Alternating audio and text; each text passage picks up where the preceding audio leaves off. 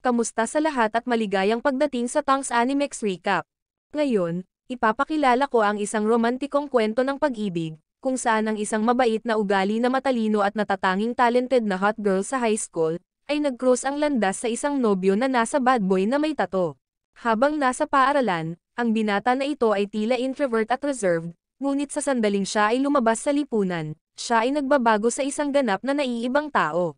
Sa kalye, siya ay isang pating, ngunit sa loob ng paaralan, siya ay isang maliit na isda. Matatagpuan ba ang kanilang pag-iibigan sa gitna ng kanilang ganap na magkakaibang mga personalidad at ugali sa kanilang huling taon sa high school? Sa sandaling ito, sa isang silid-aralan, ang mga estudyante ay katatapos lamang ng isang mahirap na pagsusulit, at ang kanilang homeroom teacher ay napakagwapo. Ngunit si Hori lamang ang hindi nagkagusto sa kanya, dahil palagi niya itong tinutokso dahil sa pagkakaroon ng flat chest. Nang magkayayaan silang magkaraoke, agad na umalis si Izumi. Kaya inisip ng lahat na siya ay isang tunay na otako, dahil hindi siya nababagay sa iba. Biglang kinailangan ding umuwi ni Hori. Ito pala, oras na para maglinis siya ng bahay. Sa hapon, kailangan niyang pumunta sa paaralan para sunduin ang kanyang nakababatang kapatid, kaya hindi rin siya nababagay sa lahat. Kinaumagahan, nakita ni Hori na bumagsak ang kanyang nakababatang kapatid. Buti na lang at tinulungan siya ng isang binata. Nakita ni Hori ang gwapong lalaki na pumunta sa kanyang bahay. Nataranta siya, kaya niyaya siya ni Hori sa bahay para uminom. Sa sandaling iyon, pakiramdam niya ay napakatalento ni Hori, dahil siya ang humahawak sa lahat ng gawaing bahay. Nagulat ito kay Hori, hindi niya maintindihan kung paano niya nalaman ang tungkol sa kanya.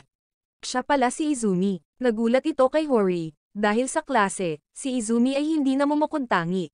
Kinaumagahan, inimbitahan muli ni Hori si Izumi sa kanyang bahay.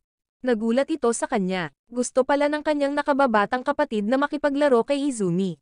Samantala, sobrang saya ang naramdaman ni Izumi, dahil akala niya iiwasan siya ni Hori pagkatapos niyang makita ang hitsura niya kahapon. Kaya nagpasalamat si Izumi kay Hori. Biglang pinuri ni Hori ang ngiti ni Izumi, sinabing napakaganda nito. At iminungkahi niya na itali niya ang kanyang buhok. Ngunit kinailangan ni Izumi na ibaba ang kanyang buhok para matakpan ang kanyang siyam na butas. Sa mga sumunod na araw, madalas bumisita si Izumi sa bahay ni Hori, at mas naunawaan niya si Izumi, ibang-iba sa inaakala niya. Sa oras na ito, nakarinig sila ng balita na may sale ang supermarket bukas, kaya determinado si Hori na bumili ng mga itlog. Gayunpaman, kinabukasan, nagkaroon ng student council meeting si Hori, na nagdulot sa kanya ng pagkabigo. Kaya't nag-message siya kay Izumi, na hinihiling na bilhin ito para sa kanya. Ikinagulat niya ito, dahil 20 minuto na lang ang natitira, kaya kinailangan niyang tumakbo ng mabilis sa supermarket. Tumalon pa siya sa bakod ng paaralan, na ikinagulat ng babaeng nakakita sa kanya. Pagsapit ng gabi, nakabili si Izumi ng mga itlog, na nag-iwan sa kanya ng pagod. At sinabi ni Izumi kay Hori, na nakilala niya si Yuki, ang matalik na kaibigan ni Hori, at nakita niya ang ibang side niya, na naging dahilan para hindi komportable si Hori, dahil ayaw niyang may makaalam patungkol sa kabilang side ni Izumi maliban sa kanya. Nagdulot ito ng pagkalito sa kanya, pero sabi ni Izumi, nagustuhan din niya ang kabilang side ni Hori kapag nasa bahay ito, dahil napakasarap niyang magluto, at madalas siyang sumisigaw tuwing nagagalit. Hinahayaan pa niyang magulo ang buhok at may toned muscles. Pero napakasarap ng pakiramdam ni Izumi kapag kasama niya ito. Napahiya ito kay Hori, dahil sa tingin niya ay umaamin sa kanya si Izumi, kaya patuloy siyang tinatawag ni Hori na tanga. Gayunpaman, nakita ni Izumi na napaka-cute ng short-tempered personality ni Hori. Kinaumagahan, pakiramdam nila ay napakainit ng panahon. Kaya niyaya ni Hori si Izumi na mag-swimming. Ngunit natatakot si Izumi na makita ng mga tao ang kanyang mga tato. Nagulat ito kay Hori, kaya naman pala palagi siyang naka-long sleeves. Samantala, napansin ng lahat na naging malapit sina Izumi at Hori nitong mga nakaraang araw. Biglang dumating si Turo para kausapin si Izumi. Sa tingin niya ay nagde-date sina Izumi at Hori. Nataranta ito kay Izumi, kaya mabilis niya itong itinanggi, ngunit nararamdaman ni Turo na hindi sila bagay sa isa't isa. Sa sandaling ito, napagtanto ni Izumi na gusto ni Turo si Hori, na ikinahiya ni Turo. Pagkatapos ay tumungo sila sa kanilang klase sa pisikal na edukasyon. Nagtataka si Turo kung bakit laging long sleeves ang suot ni Izumi. Kaya ipinakita ni Izumi kay Turo ang kanyang mga tato, na ikinagulat niya, dahil palagi niyang iniisip na si Izumi ay isang otaku lamang. Natuklasan din ni Turo na may mga butas si Izumi. Sa puntong ito, hindi maintindihan ni Turo kung bakit napakalapit ni Izumi kay Hori. Ipinaliwanag ni Izumi na magkaibigan lang sila. Kaya nagtanong si Turo, maaari ba akong magtapat kay Hori? Iniwan si Izumi na hindi sigurado sa sasabihin. Sa sandaling ito, galit si Yuki kay Turo, dahil nilaktawan niya ang klase ng physical education. Samantala, iniiwasan ni Izumi si Hori, na ikinalilito niya. Biglang gustong kausapin ni Turo si Hori ng pribado. Pagkatapos ay umamin si Turo kay Hori. Habang iniisip ni Izumi na mula ngayon, hindi na siya makakarating dito, sa sandaling ito, bumalik si Hori. Agad niyang pinagalitan si Izumi, dahil sinabi niya na hindi raw sila magkatugma ni Hori. Kaya inamin ni Izumi na siya ay isang boring na tao, at sa tingin niya ay magdudulot siya ng gulo para kay Hori. Pinaiyak nito si Hori, dahil hindi niya pinansin ang nararamdaman nito. Pagkatapos ay hinampas ni Hori si Izumi, na ikinatakot ni Izumi, dahil kailangan niyang tiisin ang galit ni Hori. Sa sandaling ito, sinabi ni Hori na tinanggihan niya si Turo. Kinaumagahan, nakita ni Izumi si Turo na mukhang malungkot, kaya inaliw niya si Turo. Sa sandaling ito, namili si Izumi kasama si Hori. Bigla niyang narinig si Hori na kumakanta. Pakiramdam niya ay napakahusay nitong kumanta. Nakakahiya ito kay Hori.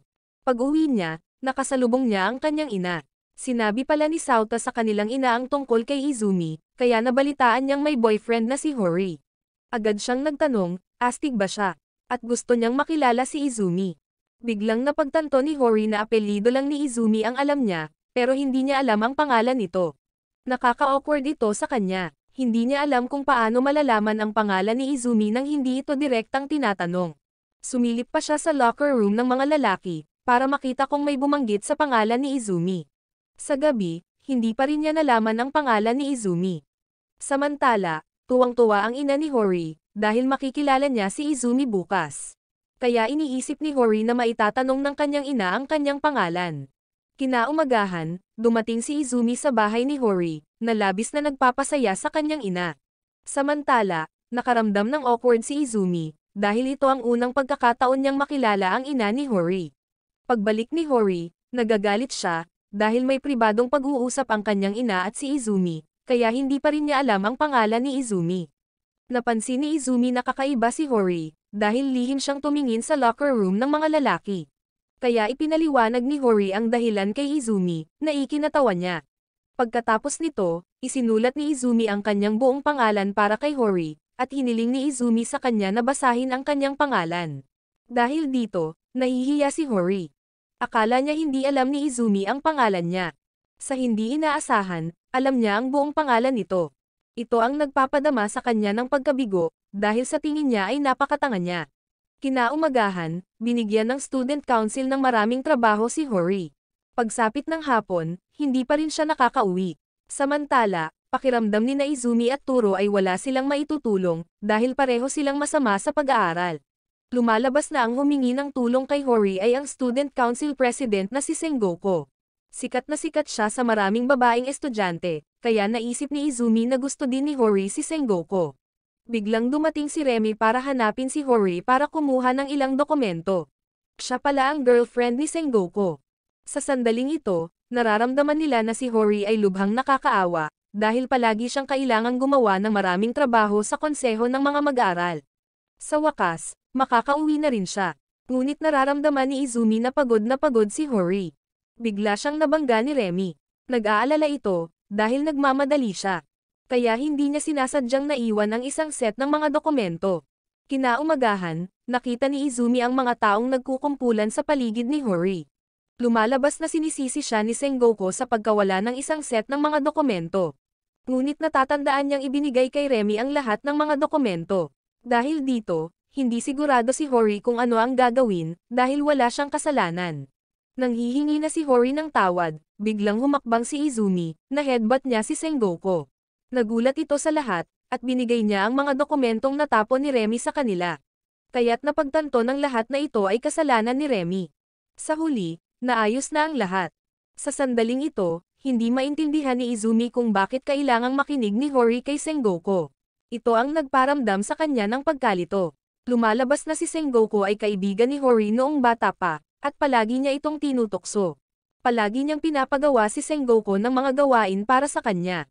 Kinaumagahan, nakita ni Sengoku si Izumi, na ikinatakot niya. Sa sandaling ito, sinabi ni Turo kay Izumi na malapit na ang kaarawan ni Hori, kaya hindi alam ni Izumi kung ano ang iregalo sa kanya. Nang gabing iyon, tinanong ni Sauta si Hori, sa panahon ng bakasyon sa tag-araw, si Izumi ay bibisita araw-araw, tama ba? Biglang napagtanto ni Hori, hindi niya alam kung kailan titigil si Izumi sa pagpunta sa kanyang bahay. Kinaumagahan, binigyan ni Sauta at Izumi ng regalo sa kaarawan si Hori, na labis siyang ikinatuwa, dahil binibigyan siya ni Izumi ng koleksyon ng mga pinakabagong trending na kanta. Hindi niya maintindihan kung paano nalaman ni Izumi na gusto niya ito. Napakasaya nito, ngunit napagtanto nila na sa isang taon pa, gagraduate na sila. Sa sandaling ito, naaalala ni Izumi ang kanyang pagkabata. Palagi siyang inaayawan ng kanyang mga kaibigan, dahil kakaiba ang tingin nila sa kanya. Kaya hindi maaaring makipagkaibigan si Izumi sa sinuman. Pagkatapos ay sinimulan niyang butasin ang kanyang mga tenga ng mag-isa, hanggang sa siya ay nasa parehong klase ni Hori. Nagkusa siyang magsimula ng pakikipag-usap kay Izumi. Noon nagsimulang magkaroon ng damdamin si Izumi para kay Hori. Bumalik sa kasalukuyan, nagsimula na sila ng bagong school year. Habang tuwang-tuwa ang lahat, dahil mananatili sila sa parehong klase sa isa't isa, pakiramdam naman ni Izumi ay wala sa lugar, dahil hindi niya alam kung maaari pa siyang makibagay sa lahat. Dati pala, laging naiiwan sa group assignment si Izumi, ngunit ang lahat ay nagtutulungan sa isang pangkatang takdang aralin kasama si Izumi. Dahil dito, naramdaman niya ang pakiramdam ng pagkakaroon ng mga kaibigan. Sa puntong ito, dumating si Turo upang kausapin si Izumi. Tinanong niya si Turo kung ano ang iniisip niya tungkol sa kanya. Kaya sinimulan ni Turo na ilista ang masasamang katangian ni Izumi. Ngunit sa tingin ni Turo ay napakabait ni Izumi, at kung itali niya ang kanyang buhok, mas magiging gwapo siya. Ito ang nagpapasaya kay Izumi. Ito ang unang pagkakataon na naramdaman niyang may mga kaibigan siya, dahil dati, ang tingin sa kanya ng lahat ay kakaibang tao. Pagbalik nila sa klase, pinagalitan sila ni Hori, dahil hindi pa rin sila tapos sa group assignment. Ngunit nakita ni Izumi ang ngiti ni Hori, na nagpapainit sa kanya. Sa sandaling ito, nakita ni Hori si Remy. Nakaka-awkward ito kay Hori. Bigla siyang nagtanong, ikaw ang kasintahan ni Izumi, tama ba? Ngunit itinanggi ito ni Hori. Kaya't nagpa siya si Remy na makipaglandi sa kanya, kaya hindi komportable si Hori. Kaya hindi siya sumasang-ayon, dahil hindi papayag si Hori sa sinuman na magkaroon kay Izumi, at sinabi niya, akin si Izumi. Pagkatapos nito, tumakas si Hori. Sa sandaling ito, patuloy na iniisip ni Hori si Izumi. Pagsapit ng hapon, nagpunta si Sauta upang maglaro ng football. Biglang dumating si Izumi para hanapin siya. Pero si Hori lang ang nasa bahay, kaya sabay silang kumakain ng cake at nanunood ng horror movie, na ikinatakot ni Izumi. Biglang, inanunsyo ng ina ni Hori na siya ay uuwi ng huli. Napagtanto ni Izumi na sila lang ni Hori ang nasa bahay.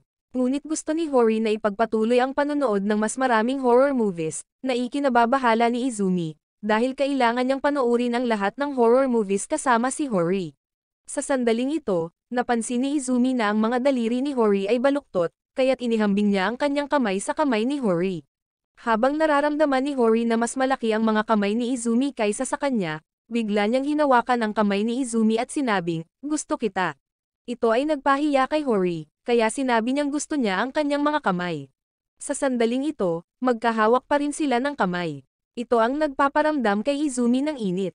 Bigla, umuwi si Sauta, kaya mabilis silang naghiwalay. Kinaumagahan, narinig ni Turo si Remy na nagkwento kung paano niya tinukso si Hori, at sinabi ni Hori na hindi niya hahayaang magkaroon ng Izumi ang sinuman. Dahil dito, nabigo si Turo. Sa sandaling ito, napansin ni Hori na nasugatan ang mukha ni Izumi. Lumalabas na nakipag-away siya kay Turo. Nagalit ito kay Hori. Nang papagalitan na niya si Turo, napagtanto niyang nasugatan din ang mukha ni Turo. Kaya tinanong ni Hori si Turo kung bakit sila nag-away, ngunit sinabi ni Turo na natalo siya kay Izumi. Lumalabas na kagabi, pumunta si Turo sa bahay ni Izumi. Sinabi ni Turo na gusto siya ni Hori, ngunit patuloy itong tinatanggihan ni Izumi, at sinabi niyang magkaibigan lang sila. Nagalit ito kay Turo, kaya sinaktan niya si Izumi. Sa hindi inaasahan, aksidenteng natamaan ni Turo ang mukha ni Izumi. Nagalit ito kay Izumi, kaya natalo ni Izumi si Turo. Sa sandaling ito, nakonsensya si Turo kay Izumi, kaya sinabihan sila ni Hori na magayos. Pagkatapos nito, hinanap ni Izumi si Turo para makipagkasundo. Kinaumagahan, nakita ni Turo ang maraming dokumentong nakakalat sa lupa. Nahulog pala ito ni Sakura, kaya tinulungan ni Turo si Sakura na kunin ang mga dokumento. Miyembro rin pala siya ng Student Council. Sa tingin ni Turo, napakasipag ni Sakura. Dahil dito ay napahiya si Sakura. Pagkatapos, kinausap ni Turo si Izumi, at binigyan ni Izumi si Turo ng ice cream, ngunit hindi makain ni Turo ang lasa ng melon. Bigla silang tumakbo papunta kay Sengoku. Kaya niyaya nila siyang kumain ng ice cream, ngunit napansin nilang nagbago ang kulay ng kanilang mga dila. Ito ay nagpapasaya sa kanila. Sa sandaling ito, pakiramdam ni Sengoku na sobrang init, kaya inimbitahan niya ang lahat sa naka-air condition na silid ng Student Council President. Habang bumibili ng inumin sina Hori at Izumi, curious na tinanong ni Remy kung nagde-date sina Izumi at Hori. Pakiramdam niya ay mas nababagay si Turo kay Hori. Nagulat ito kay Sakura, dahil gusto niya si Hori. Sa puntong ito, nararamdaman ng lahat na masyadong nagtatagal sina Hori at Izumi sa pagbili ng mga inumin. Kaya naisip ni Turo na may lihim silang ginagawa. Maya-maya, bumalik silang dalawa na may dalang inumin. Biglang humingi ng tawad si Izumi. Sinabi niya na siya ay hindi sinasadyang gumawa ng isang bagay. Dahil dito, nawalan ng pag-asa si Turo. Sa tingin niya ay may ginawang kahina-hinala sina Hori at Izumi. Nahulog pala kanina ni Izumi ang lata ng soda ni Turo, na naging sanhi ng pagtilamsik ng soda. Kaya binigyan ni Sakura si Turo ng tuwalya. Sa sandaling ito, dumating si Izumi sa bahay ni Hori upang mag-aral. Pero sira ang aircon niya, na sobrang init ng pakiramdam nila. Ibinunyag ni Izumi na karaniwan siyang natutulog ng walang damit, na ikinagulat ni Hori, at na-curious din siya kung ano ang magiging itsura ni Izumi nang walang sando, kaya gusto niyang makita ang tato ni Izumi. Sa hindi inaasahan, agad niyang hinubad ang kanyang sando. Nagalit ito kay Hori, dahil masyado siyang magaan. Natatakot siyang hubarin ni Izumi ang kanyang sando sa harap ng iba ng ganoon. Nakaramdam pala ng hiya si Hori nang hubarin ni Izumi ang kanyang sando. Sa sandaling iyon, sinabi ni Izumi kay Hori, kahapon, nakita niya ang kanyang kaklase sa middle school, ang kanyang pangalan ay Shindo. Palaging kailangang ulitin ni Shindo ang isang marka, dahil napakahina niya sa pag-aaral. Kaya nagseselos siya kay Izumi. At naisip niya na si Hori ang kasintahan ni Izumi, kaya hindi siya komportable. Sa sandaling iyon, sinabi ni Izumi na naipaliwanag na niya ang mga bagay kay Shindo. Ngunit nadama ni Hori na hindi niya kailangang tanggihan ito. Biglang nagpadala ng mensahe si Shindo kay Izumi, na ikinamulan niya, na ikina-curious ni Hori. Ngunit agad ding binura ni Izumi ang larawan, at tinawagan niya si Shindo para pag-alitan siya. Naramdaman ni Hori na sobrang close sila sa isa't isa, kaya na-curious siya kung ano si Izumi sa middle school. Kinaumagahan, aksidenteng nakasalubong ni Hori si Shindo. Bigla rin silang nakita ni Izumi, na ikinabahala niya, dahil natatakot siyang may masabi si Shindo kay Hori. Sinaktan pa niya si Shindo nang walang pag-aalinlangan. Kaya't napagtanto ni Turo at Hori na sila ay malapit na magkaibigan, habang si Izumi ay nais lamang na itaboy si Shindo. Sa sandaling iyon, naalala ni Izumi ang kanyang middle school years. Palagi siyang iniiwan ng lahat, ngunit si Shindo lang ang kumakausap sa kanya ng normal, na naging dahilan para hindi komportable ang iba. Kaya pinayuhan nila si Shindo na huwag nang lumapit kay Izumi, dahil napaka-eccentric niya. Ngunit nagustuhan pa rin ni Shindo ang pakikipag-hangout kasama si Izumi, kaya napagtanto ni Izumi na si Shindo ang tumulong sa kanya na magbago sa middle school, at si Hori ang tumulong sa kanya na magbago sa kasalukuyan. Kinaumagahan, nilagnat si Hori, kaya nag-alala si Sauta. Ngunit gusto pa rin niyang pumasok sa paaralan, kaya pinilit siya ni Sauta na magpahinga. Nang magising si Hori, nakita niyang nakaupo sa tabi niya si Izumi, na ikinagulat niya. Pumunta pala dito si Izumi para alagaan siya. Nang si Izumi ay kukuha na sana ng tubig, pinigilan siya ni Hori. Ayaw niyang umalis si Izumi. Dahil palaging kailangang pumasok sa trabaho ng nanay ni Hori, siya ay bihira sa paligid ni Hori, na nagparamdam kay Hori ng labis na kalungkutan. Sa sandaling iyon, sinabi ni Izumi, palagi akong nasa tabi mo, na nagpaginhawa kay Hori. Pagkatapos niyang tulungan si Hori na uminom ng gamot at magpahinga, sinabi ni Izumi, gusto kita. Nang makaalis si Izumi, nagulat ito kay Hori, dahil umamin ito sa kanya. Kinaumagahan, bumuti ang pakiramdam ni Hori, ngunit hindi pa rin siya pumasok sa paaralan, dahil iniisip niya ang tungkol sa pag-amin ni Izumi mula kahapon, kaya hindi niya alam kung paano siya haharapin. Sa sandaling iyon, nakita ni Sauta si Izumi na naglalakad papunta sa paaralan kasama ang isa pang babae, na ikinagulat niya. Pagsapit ng hapon, sinabi niya kay Hori ang tungkol dito, na ikinagulat ni Hori. Kaya naisip ni Hori na niloloko siya ni Izumi, kaya hindi siya komportable. Pero hindi niya alam kung paano tatanungin si Izumi tungkol dito. Kinaumagahan, pumasok si Hori sa klase. Naramdaman ni Turo na kakaiba ang kinikilos ni Hori. Ayaw niya kasing makalapit kay Izumi. Kaya sinabi ni Turo kay Izumi ang tungkol dito. Sa sandaling iyon, iniiwasan pa rin ni Hori si Izumi. Bigla siyang nahanap ni Izumi na ikinagulat niya. Naisip ni Izumi na iniiwasan siya nito dahil sa kanyang pag-amin. Ngunit tinanong ni Hori, sino ang babaeng iyon? Na ikinagulat ni Izumi, at napagtanto niyang si Hori ay nagtatanong tungkol kay Chika. Tinawag pa niya si Chika sa pangalan niya. Bagamat ipinaliwanag ni Izumi, si Chika ay kasintahan ni Shindo, at dahil nahulog sila, kinailangan ni Chika na hawakan ang kamay ni Izumi, pero galit pa rin si Hori. Binato niya ng libro ang mukha ni Izumi at tumakbo. Sa sandaling iyon, napagtanto ni Izumi, nagalit si Hori dahil tinawag niya si Chika sa kanyang unang pangalan. Habang nag-aalala si Hori, dahil akala niya ay makikita siya ni Izumi na bayolente, bigla, sumulpot si Izumi sa bahay ni Hori, na ikinagulat niya. Matapos ibalik ni Izumi ang libro kay Hori, hindi nila alam kung ano ang sasabihin. Bigla, humingi ng tawad si Hori, dahil binato niya ng libro ang mukha niya. Sa sandaling iyon, nagpaliwanag din si Izumi. Hindi pala niya alam ang apelyido ni Chika, kaya tinawag niya si Chika sa first name nito. Muli nitong ikinatuwa si Hori. Sa sandaling iyon, sinabi niya kay Izumi, narinig ko ang iyong pag-amin noong araw na iyon. Bigla, umuwi ang ama ni Hori, na ikinagulat ni Izumi. Pagkatapos ay tinanong niya, sino si Izumi? At napansin niya ang mga butas sa tenga ni Izumi, na ikinaintriga niya.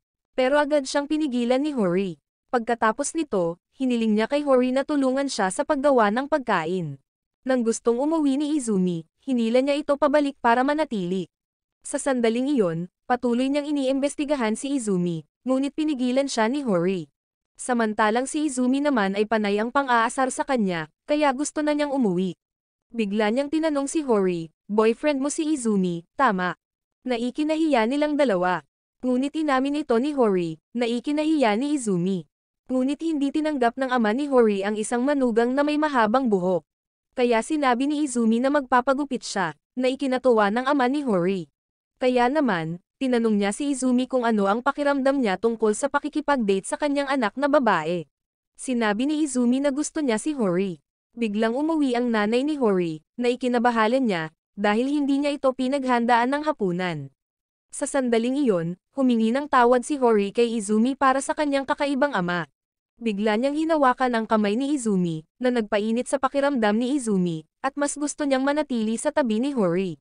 Dahil dito ay nahiya si Hori, kaya tumakbo siya pauwi, habang si Izumi ay nahihiya din. Sa sandaling iyon, tinawagan ni Izumi si Turo, at sinabi ni Izumi kay Turo na nakikipag-date siya kay Hori. Bagamat binati ni Turo si Izumi, labis siyang nalungkot, dahil nagustuhan din niya si Hori. Kinabukasan, napansin ni Sakura na parang malungkot si Turo. Bigla niyang nakita si Remy. Naramdaman ni Remy na kakaiba ang kinikilos ni Sakura ngayon. Habang si Sakura naman ay nakaramdam ng inggit kay Remy, dahil maganda at cute siya, at sinabi ni Sakura kay Remy na may gusto siya. Nakaramdam ng insecure si Sakura dahil hindi siya kasing cute ni Remy. Pero sabi ni Remy, sobrang cute daw ni Sakura kapag namula. Sa sandaling iyon, nakita ni Izumi si Turo. Napagtanto niyang nakaramdam ng awkward si Izumi, ngunit sinabi ni Turo kay Izumi na huwag masyadong mag-alala tungkol dito. Pagkatapos noon, magkasamang nag-aral sina Izumi at Hori. Nais ni Izumi na tawagin siya ni Hori sa kanyang unang pangalan, na nagpahiya sa kanila. Kaya tinawag ni Hori na tanga si Izumi. Kinaumagahan, tuwang-tuwa si Kyosuke, dahil uuwi na siya. Bigla niyang nakita si Izumi sa bahay niya, kaya tinuloy niya ang panunukso kay Izumi, at niyaya niya si Izumi na maligo kasama niya. Nakarinig si Hori ng sigaw mula sa banyo, at napagtanto niyang nakita ng kanyang ama ang mga tato ni Izumi. Pagkatapos nilang maghapunan, napansin ni Kyosuke na disposable ang mga chopstick niya, habang si Izumi ay may sariling chopsticks dito. Mayroon pa siyang sariling malambot na kumot, kaya hindi komportable si Kyosuke. Kaya pinilit niyang manatili si Izumi at matulog sa kanya. Sa sandaling iyon, tinanong niya si Izumi kung ano ang nagustuhan niya sa kanyang anak. Nang sasagutin na sana ni Izumi, nakatulog si Kyosuke. Kinaumagahan, nagising si Izumi at ang lahat, kaya naghanda siya para pumasok sa paaralan kasama si Hori, na ikinagulat ng kanilang mga kaklase. Dahil si Izumi ay nananatili kay Hori, nagsimulang magtsismisan ang mga tao tungkol sa pakikipag-date ni na Izumi at Hori. Tinukso pa nila si Hori, dahil sa pagpili ng kakaibang tao tulad ni Izumi, na naging dahilan para hindi komportable si Izumi, kaya nagpa siyang gumawa ng pagbabago. Kinaumagahan pagdating ni Izumi sa paaralan, nagulat ang lahat. Nagulat din si Hori, dahil ginupit niya ang kanyang buhok. Sa hindi inaasahan, nagsimulang magtipon ang mga babae sa paligid ni Izumi. Bigla niyang naramdaman na, parang ice queen si Hori, na nagpalamig sa lahat. Ngunit nagustuhan ng lahat ang bagong hitsura ni Izumi. Sa pagkakataong iyon, nakasalubong nila si Shindo, na ikinagulat niya, dahil kakaiba ang pagbabago ni Izumi. Nang maglaon, binigyan ni Shindo ng maraming candy sina Hori at Izumi. Nanalo pala siya ng premyo sa TV. Biglang nakakita si Izumi ng cheese-flavored candy. Alam niyang hindi gusto ni Shindo ang lasa ng keso, ngunit ipinakain pa rin niya ito kay Shindo, kaya naghinala si Hori sa kanilang relasyon. Habang kumakain si Hori ng clay-flavored candy, biglang hinalikan ni Izumi si Hori para tikman ang lasa ng candy, na ikinagulat niya. Kinaumagahan, nakita ni Izumi ang isang batang babae na nakatitig sa kanya. Hindi maintindihan ni Turo kung bakit siya nakatitig kay Izumi. Habang iniisip pa rin ni Hori ang paghalik kay Izumi noong nakaraang araw, patuloy na sinusundan ng babaeng ito si Izumi, kaya nagpa siyang tanungin ito. Bigla siyang nagtanong, kailan kayo makikipaghiwalay ni Hori? Na ikinagulat ng lahat, akala nila ay dalawang tao ang nakikita ni Izumi ng sabay. Sawada pala ang pangalan niya. Pagkatapos, sinabi niya kay Hori ang tungkol dito. Sa hindi inaasahan, patuloy silang sinusundan ni Sawada, kaya tinanong siya ni Hori kung ano ang gusto niya. Sa hindi inaasahan, sinabi niya, gusto kita, na ikinagulat ng lahat. Si Hori pala ang taong nagustuhan niya. Kaya sinubukan ni Izumi na bawiin si Hori mula kay Sawada, ngunit wala sa kanila ang gustong umatras. Sa sandaling ito, patuloy na sinubukan ni Sawada na makuha ang pabor ni Hori. Gayunpaman, hinila ni Izumi si Hori pabalik sa klase. Pagkatapos ng klase, patuloy na nakikita ni Izumi si Sawada. Hindi niya maintindihan kung bakit patuloy siyang sinusundan ni Sawada. Sa iisang apartment complex pala sila nakatira, at magkatabi ang kanilang mga bahay. Biglang nalaman ni Sawada na nakalimutan niya ang kanyang susi, kaya inimbitahan ni Izumi si Sawada sa kanyang bahay, na labis na ikinatuwa ni Sawada. Pakiramdam niya ay napakagaling ni Izumi sa pag-aalaga sa iba, na ikinatawa niya. Biglang sinabi ni Sawada kay Izumi na, may kuya siya. Pagkatapos, bumalik si Sawada sa kanyang tahanan. Sabi ni Izumi, sa susunod, punta ka ulit dito para sa cake. Sa sandaling iyon, sinabi sa kanya ng ina ni Izumi, na ang nakatatandang kapatid ni Sawada ay namatay 1 taon na ang nakararaan. Kinaumagahan, muli niyang nakita si Sawada. Ito pala ay sinusundan niya si Izumi upang makilala si Hori. Biglang dumating ang isang grupo ng mga kabataan at tinukso si Sawada, ngunit pinaalis sila ni Izumi. Sa sandaling iyon, dumating din si Hori. Gayunpaman, nakita niya pa rin silang nagtatalo. Kinagabihan, nanunood si Izumi ng horror movie kasama si Hori, na ikinatakot ng ama ni Hori, kaya tumakas siya para magtago. Biglang nagtanong si Hori, wala ka namang ginawa sa akin, meron ba? Nakita niyang nahihiya si Hori, na ikinatawa ni Izumi. Akmang hahalikan na ni Izumi si Hori, biglang pumasok si Kyosuke, na ikinagalit ni Hori, kaya sinampal niya ito. Kinabukasan, hiniling ni Yuki kay Turo na tulungan siyang magdala ng basura, at inanyayahan niya si Turo na manood ng sine kasama niya. Biglang nabangga ni Turo si Sakura, na naging sanhi ng pagkabasa ng shirt niya, kaya tumakbo si Turo sa kung saan. Habang si Yuki ay humihingi ng tawad kay Sakura, bigla niyang tinanong si Yuki, nakikipag-date ka ba kay Turo? Pero agad naman itong itinanggi ni Yuki, na ikinagaan ng loob ni Sakura. Sa sandaling iyon, bumalik si Turo. Naghanap na pala siya ng shirt para kay Sakura, na ikinahiya niya. Ngunit talagang nagustuhan niya ang shirt ni Turo. Pagkatapos, pumunta si Sakura sa student council. Tinanong niya si Sengoku kung ano ang nagustuhan niya kay Remy, kaya napahiya siya. Pero sinabi niya kay Sakura na, tinulungan siya ni Remy na lumakas, at pakiramdam niya ay pinoprotektahan siya ni Remy. Naalala ni Sakura ang paghihikayat ni Remy, na nagbigay sa kanya ng higit na kumpiyansa, kaya nagpa siya siyang subukan. Kinaumagahan, nagpunta si Sakura upang ibalik ang shirt kay Turo, at binigyan niya ito ng ilang mga cake, na nagpasaya kay Turo, habang si Sakura ay nakaramdam ng hiya. Sa sandaling iyon, naramdaman ni Hori na kakaiba ang kinikilos ni Yuki, dahil hindi na siya madalas makipag-hangout kay Turo. Nagalit pala si Yuki dahil lumalapit si Turo kay Sakura, at binigyan din ni Sakura si Yuki ng mga cake. Kahit na hindi sila nagustuhan ni Yuki, kinain pa rin niya ang mga ito. Kinaumagahan, hiniling ni Yuki kay Izumi na turuan siyang mag-bake, ngunit nasunog ang cake ni Yuki. Napagtanto nila na si Yuki ang nagluluto para kay Turo. Biglang dumating si Turo, na ikinagulat naman ni Yuki. Nakita niya ang cake ni Yuki, at kinain ito ni Turo, dahil nalaman niyang nag-effort si Yuki sa paggawa ng cake. Kahit masama ang cake, umaasa siyang sa susunod ay mas masarap ang cake. Ito ang nagpasaya kay Yuki. Sa pagkakataong iyon, nalungkot si Hori, dahil humingi ng pahinga si Izumi para makauwi sa kanyang bayan, ngunit nakakapag-text pa rin sila. Biglang naubusan ng baterya ang telepono ni Izumi, at hindi niya dinala ang kanyang charger. Habang si Hori ay nakakaramdam ng pag-aalala, dahil wala siyang natatanggap na mensahe mula kay Izumi, ngunit kailangan niyang maghintay ng isa pang 3 araw. Dahil dito nawalan siya ng focus. Naramdaman ng lahat na kakaiba ang kinikilos ni Hori. Ngayon ang araw na babalik si Izumi. Dahil dito ay labis na nabalisa si Hori, kaya nagpa siya siyang tumakbo sa bahay ni Izumi. Habang kakauwi lang ni Izumi, biglang nakita niya ang mensahe ni Hori. Agad namang tumakbo palabas si Izumi para hanapin siya. Nagkataon, nabangga nila ang isa't isa sa elevator. Agad namang niyakap ni Hori si Izumi. Gumaan ang pakiramdam nang bumalik siya. Sa sandaling iyon, sabay na manunood ng pelikula sina Hori at Izumi, ngunit patuloy na pumipili ng horror movie si Hori, na ikinatakot ni Izumi. Ni hindi niya mahawakan ang kamay nito, kaya pumunta si Izumi sa banyo. Samantala, naisip ni Hori na gusto siyang iwan ni Izumi, na ikinadismaya niya. Pakiramdam niya ay hindi siya sapat na cute. Ngunit inaliw ni Izumi si Hori, sabi niya, ang taong mahal ko ay walang ibang babae, kundi ikaw. Nakatulong ito kay Hori na mabawi ang kanyang kumpiyansa, at niyakap niya si Izumi. Dahil umuulan, nanatili si Izumi sa kwarto ni Hori, at naghalikan sila. Kinaumagahan, umiyak si Sauta, dahil akala niya ay kinuha ni Izumi ang kanyang kapatid. Ngunit tiniyak siya ni Izumi, sinabi na hindi niya ilalayo si Hori. Pagkatapos ay tinanong ni Izumi si Sauta kung maaari niyang ipagkatiwala ang kanyang kapatid na babae sa kanya. Sa sandaling iyon, inaalala ni Remy kung kailan siya nagsimulang makipag-date kay Sengoku. Nakita niya si Sengoku na nagbabasa ng libro, at naisip niya na ito ay isang manga. Ito pala ay isang literary book.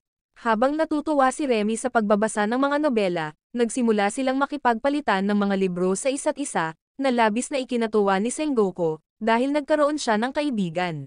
Patuloy niyang pinapahiram si Remy ng mga libro. Maraming libro pala si Sengoku sa bahay. Biglang nakakita si Remy ng libro tungkol sa Apocalypse. Nagbiro siya na sa panahon ng Apocalypse, gagamitin niya ang lahat ng kanyang pera para bumili ng candy, na ikinagulat ni Sengoku. Kinaumagahan, ibinalik ni Remy ang libro kay Sengoku, ngunit nakaramdam ng inggit ang dalawa niyang kaibigan. Sinabi sa kanila ni Sengoku na gusto nila si Remy, ngunit hindi interesado si Remy sa kanila. Samantala, nag-alala si Sengoku, dahil natatakot siyang baka hindi sila magkaintindihan. Sa hapon, pumunta muli si Remy sa bahay ni Sengoku para manghiram ng mga libro. Bigla siyang nagtanong, kung bukas ang Apocalypse, ano ang gagawin mo? Sumagot si Sengoku, aamin ako sa iyo, na ikinagulat ni Remy. Habang nahihiya si Sengoku, sinabi ni Remy na gusto rin siya nito, na labis na ikinatuwa niya. Bumalik sa kasalukuyan, pininturahan ni Hori ang mga kuko ng paa ni Izumi. Biglang inilagay ni Izumi ang kanyang paa sa ulo ni Hori. Gusto pala niyang maranasan ang pakiramdam ng pag-level up, dahil matagal na siyang pinigilan ni Hori.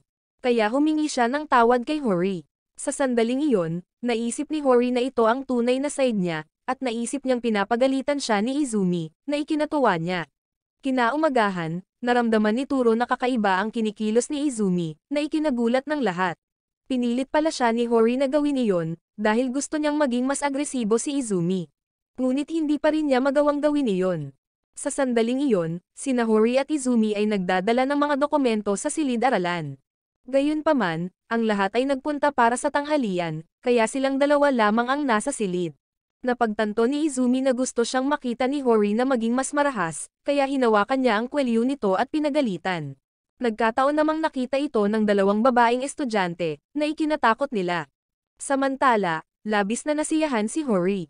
Pagkabalik nila sa classroom, napansin nilang dalawa na kakaiba ang kinikilos ni Yuki. Kaya sinabi niya sa kanila na nakatanggap siya ng isang pag-amin, ngunit hindi niya alam kung paano tumanggi. Kaya naman, iminungkahi ni Izumi na maghanap si Yuki ng isang taong magpapanggap bilang kanyang kasintahan, pagkatapos ay tinawagan niya si Turo. Pumayag si Turo na magpanggap na boyfriend ni Yuki, kaya hinawakan niya ang kamay nito, at pinuntahan nila ang taong umamin sa kanya. Kahit nagpapanggap lang si Turo bilang boyfriend niya, sobrang saya ang naramdaman ni Yuki. Bigla namang dumating yung nag-confess kay Yuki, na ikinagulat ni Turo, dahil napakagwapo niya. Yanagi pala ang pangalan niya. Inakala ni Hori na si Turo ay ganap na natatabunan niya. Ngunit tinanggihan pa rin ni Yuki si Yanagi, na ikinalito ni Hori dahil hindi niya naiintindihan kung bakit siya tinanggihan ni Yuki. Samantala, nabigla pa rin si Turo, dahil pakiramdam niya ay tuluyan na siyang natalo. Pagkatapos ng klase, hinanap ni Yuki si Yanagi. Akala niya ay nagtapat siya sa maling tao, ngunit sinabi ni Yanagi, ang taong pinagtapat ko ay ikaw. Biglang dumating ang grupo ni Hori, at agad nilang napagtanto na napakahina ng paningin ni Yanagi. Sa sandaling iyon, itinali ni Hori ang buhok ni Izumi, na nagpasigla sa iba pang mga babae, na naging dahilan upang magselos si Hori, kaya sinaktan niya si Izumi. Sa puntong ito, galit pa rin si Hori kay Izumi, dahil ang ibang mga babae ay patuloy na dumidikit sa kanya. Bigla, nakasalubong niya si Tanihara.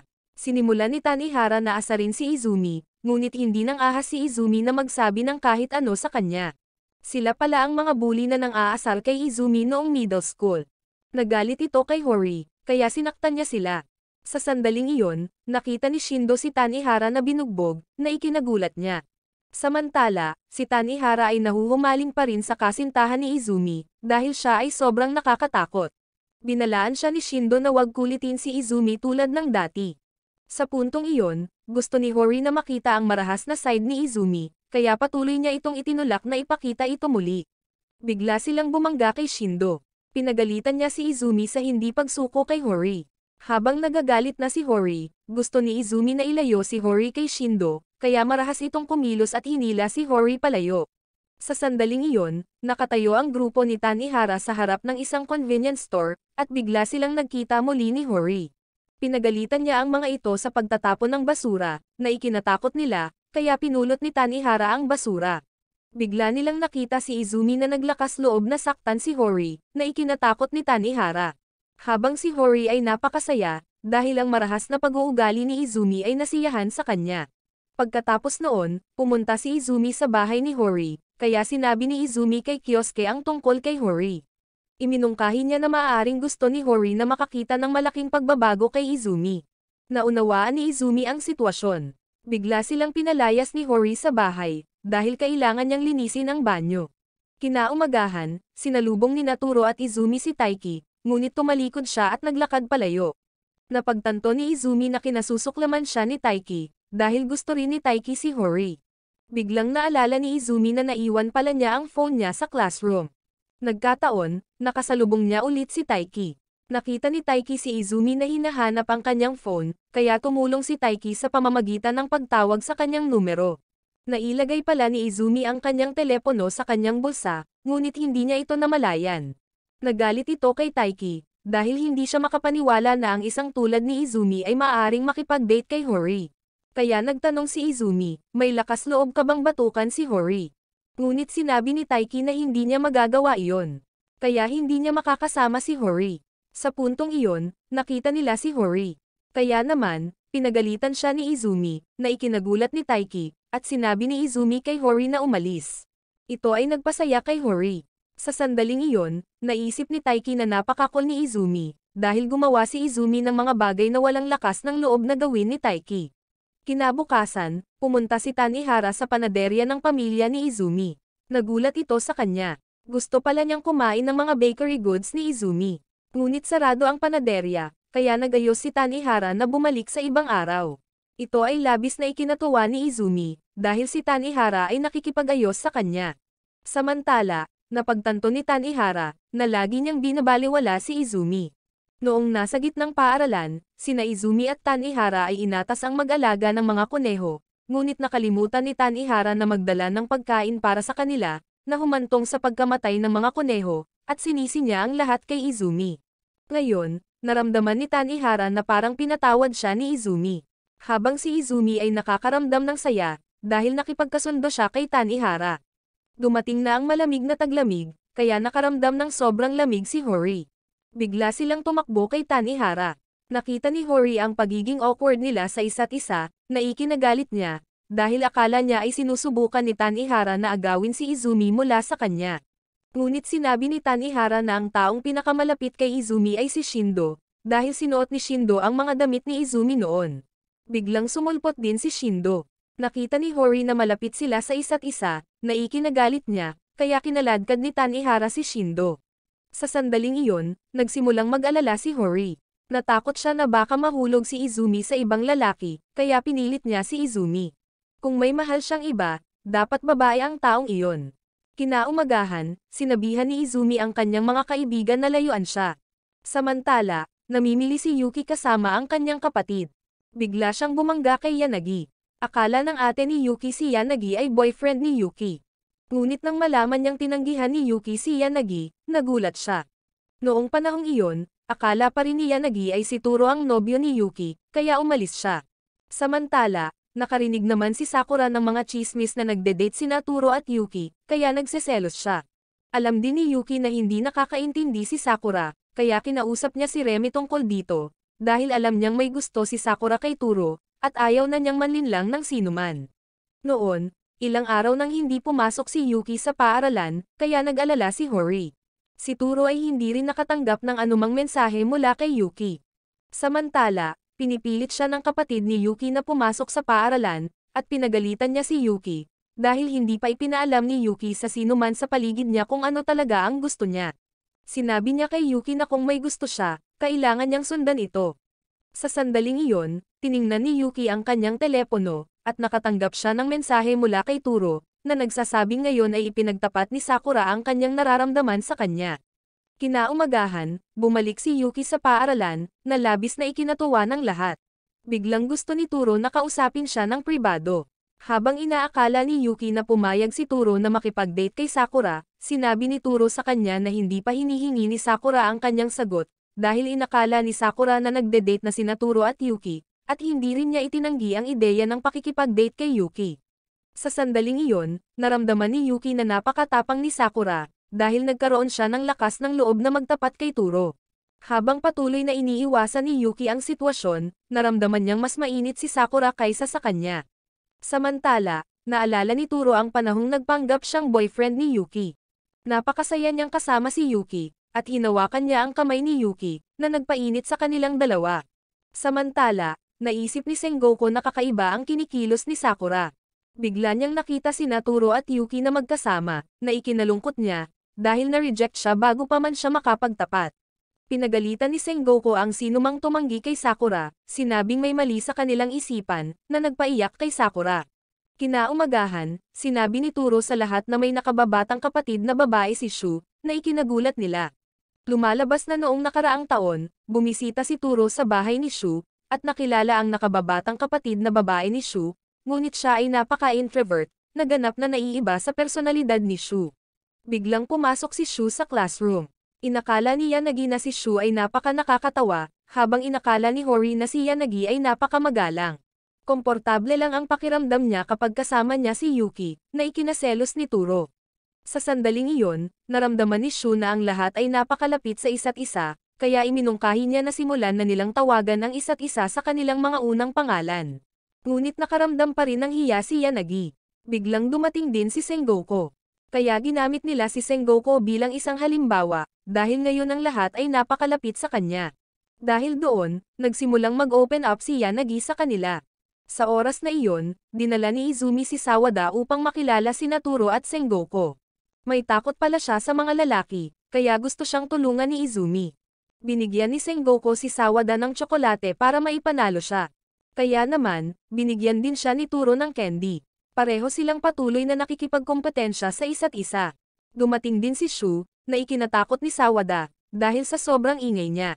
Kaya ayaw ni Sawada na maging masyadong malapit sa kanya, kaya nawalan ng pag-asa si Shu. Kinabukasan, napansin ng lahat na may sakit si Shu, kaya sinabihan nila siyang pumunta sa opisina ng nurse.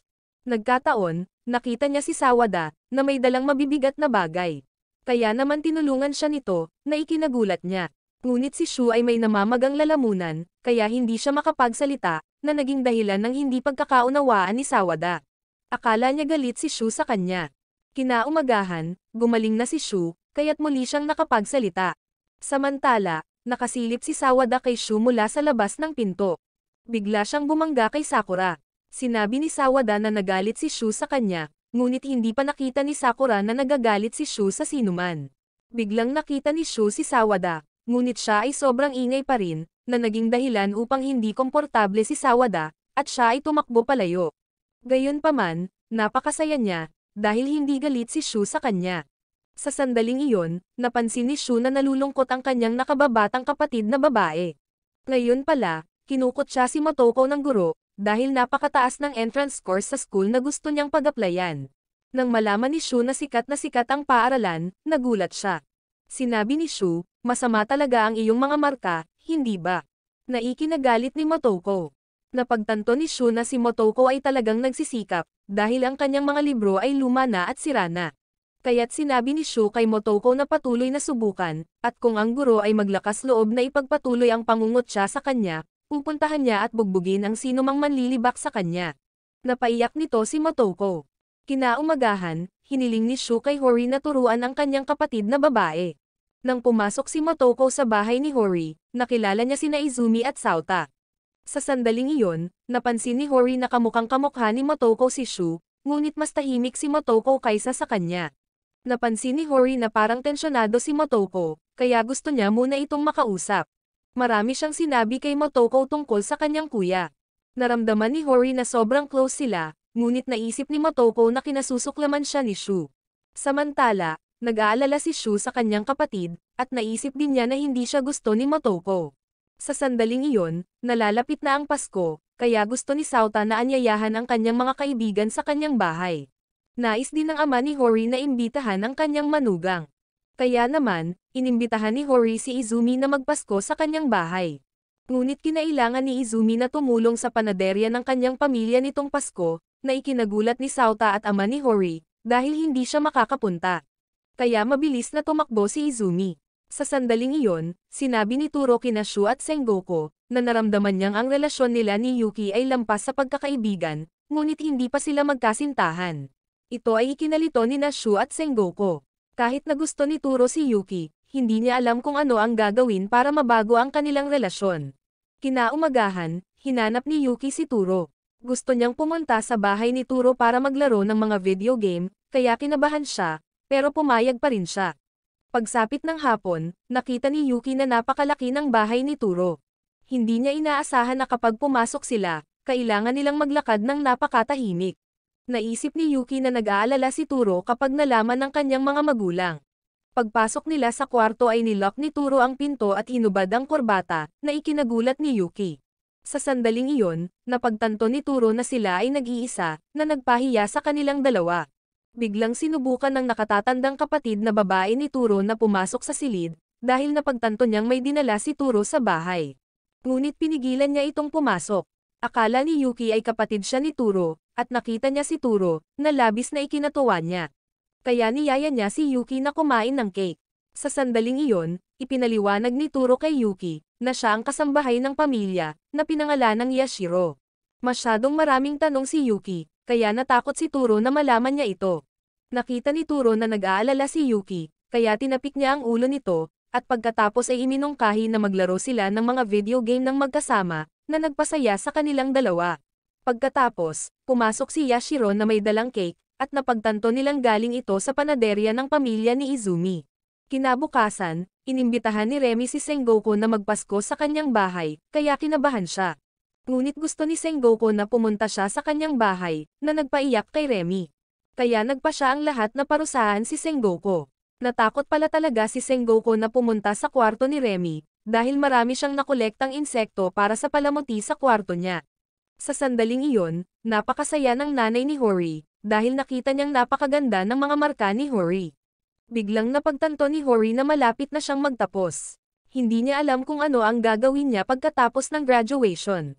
Sa wakas, sumapit ang Pasko, kaya sabay-sabay na lumabas ang lahat, habang si Shu ay bumili ng maraming pagkain para kay Motoko, na labis na ikinatuwa niya. Habang si Sengoku ay nag-aalala, dahil natatakot siya sa mga insekto sa bahay ni Remy. Sa oras na ito, gusto pa rin ng ama ni Hori na makita si Izumi, ngunit sinabi ni Hori na siya ay abala ngayon. Bigla, nagdala ng mga cake si Izumi sa bahay ni Hori, na ikinatuwa ng lahat. Ngunit pagkaraan ng ilang sandali, kinailangan na ni Izumi na umalis, na ikinadismaya ng lahat, kaya pinaalis na siya ni Hori. Sa sandaling ito, sinabi ni Hori na malapit na silang magtapos. Kahit na hindi pa niya lubos na kilala si Izumi, ngunit gusto niyang makasama si Izumi habang buhay. Kaya sinabi ni Izumi, magpakasal tayo, na ikinahiya niya. Ngunit nangako si Hori, papasayahin kita, na ikinagulat ni Izumi, dahil ito ang dapat niyang sabihin. Habang pareho silang nahihiya, biglang tumawag ang nanay niya, kaya kinailangan ni Izumi na bumalik agad sa bakery. Sa sandaling ito, sina Izumi at Hori ay nakapag-date ng magkasama, na labis na ikinatuwa ni Hori, dahil kailangan niyang sumama kay Izumi. Kinaumagahan, nag-alala si Yuki, dahil malapit na ang kanilang graduation ceremony. Kaya kailangang dalhin ng lahat ang kanilang mga personal na gamit sa bahay. Nakita ni Izumi na maraming gamit si Turo. Sa sandaling ito, dumating din si Shu, na ikinagulat ng lahat, dahil kakaunti lang ang mga personal na gamit niya. Medyo kaunti lang pala ang dinadala niya sa bahay araw-araw. Biglang naalala ng lahat na hindi pa rin nila ibinalik ang mga disc ng pelikula kay Shu, kaya kailangan niyang mag-uwi ng maraming movie disc. Sa sandaling ito, si Izumi ay nakaupo sa heated table kasama si Hori, ngunit si Hori ay nakatulog. Kaya hinayaan ni Izumi si Hori na humiga sa kanyang kandungan. Napagtanto niya, kung hindi niya inuwi si Sauta noong araw na iyon, hindi siya makakalapit kay Hori, at hindi rin siya magiging malapit sa iba. Si Izumi ay palaging malungkot hanggang sa graduation. Biglang nagising si Hori, hindi niya maintindihan kung bakit napaka-absent-minded ni Izumi. Tanong ni Izumi, kung hindi sila konektado, magkakaroon ba ng ibang mundo? Ngunit sinabi ni Hori na sila ay sinadya upang magkasama, kaya naisip ni Izumi, ang tadhana ay palaging mag-uugnay sa mga tao. Sa wakas, dumating na ang graduation ceremony. Habang naghahanda si Sengoku na magbigay ng talumpati, biglang bumahing si Izumi, na ikinatawa ng lahat. Dahil dito ay kinabahan si Sengoku, kaya hindi niya mabasa ng maayos ang pagsasalita. Pagkatapos noon ay pinagalitan niya si Izumi. Buti na lang at nakatakas si Izumi sa rooftop. Doon, nakilala niya ang kanyang nakaraan. Napagtanto niya kung gaano siya nagbago, na labis na ikinatuwa niya. Habang ang lahat ay kumukuha ng litrato ng magkasama, nakita ni Turo si Sakura, na naging dahilan upang hindi siya makapagsalita. Ngunit nagpasalamat si Sakura sa kanya, dahil gusto niya si Turo, at ito ang magiging alaala nila. Biglang nakasalubong ni Yuki si Yanagi. Iimbitahan daw niya ang lahat na bumiyahe ng magkasama, dahil kukuha na siya ng lisensya sa pagmamaneho, na ikinatuwa naman ni Yuki. Sa sandaling ito, ang ama ni Hori ay dumating din sa paaralan upang batiin siya, na ikinagalit ni Hori, dahil siya ay bihis na bihis. Pero gusto pa rin niyang magpa-picture kasama ang kanyang manugang. Pagkatapos nito, inimbitahan ni Hori si Izumi sa kanyang bahay upang magdiwang, na nagpasaya sa kanya, at naalala niya ang unang beses na nakilala niya si Hori. Siya ang nagpabago sa kanya, at hinila niya si Izumi palabas ng kadiliman. Kaya't magdudulot siya ng kaligayahan kay Hori. Maraming salamat sa panonood, sana nag-enjoy ka sa anime na ito. Mag-subscribe at pindutin ang notification bell upang updated ka lagi sa mga bagong video na mai-upload namin, at para makatutok sa higit pang Tagalog anime recap, magkita tayo sa susunod.